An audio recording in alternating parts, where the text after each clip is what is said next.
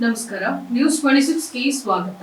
ಮಂಗಳವಾರ ಮುಂಜಾನೆ 3 ಗಂಟೆಯ ಸಮಯದಲ್ಲಿ ಗುಬ್ಬಿ ತಾಲೂಕಿನ ನಿಟ್ಟೂರು ಬಳಿಯ ರೈಸ್ ಮಿಲ್ ಮುಂಭಾಗದಲ್ಲಿ ಸರ್ಕಾರಿ ಬಸ್ಸು ಹೈವೇ ರಸ್ತೆಯಿಂದ ಸುಮಾರು 300 ಮೀಟರ್ ದೂರಕ್ಕೆ ಹಳ್ಳ ಕೊಳ್ಳದಲ್ಲಿ ಚಲಿಸದೆ ರಭಸವಾಗಿ ಬಂದಿರುವ ಬಸ್ ಅವಾಯ್ಡ್ ಮಾಡಲು ಸಾಧ್ಯವಾಗದೆ ಏಕಾಏಕಿ ಹಳ್ಳಕ್ಕೆ ನುಗ್ಗಿದ್ದು ಪ್ರಯಾಣಿಕರು ಅಪಾಯದಿಂದ ಪಾರಾಗಿದ್ದಾರೆ. ಚಾಲಕರಿಗೆ ಮಾತ್ರ ಒಂದಷ್ಟು ಗಾಯಗಳಾಗಿರುವ ಮಾಹಿತಿ ತಿಳಿದು ಬಂದಿದೆ. ವರದಿ ಭರತ್ ಕುಮಾರ್, ನ್ಯೂಸ್ 26 ಕನ್ನಡ, ತುಮಕೂರು.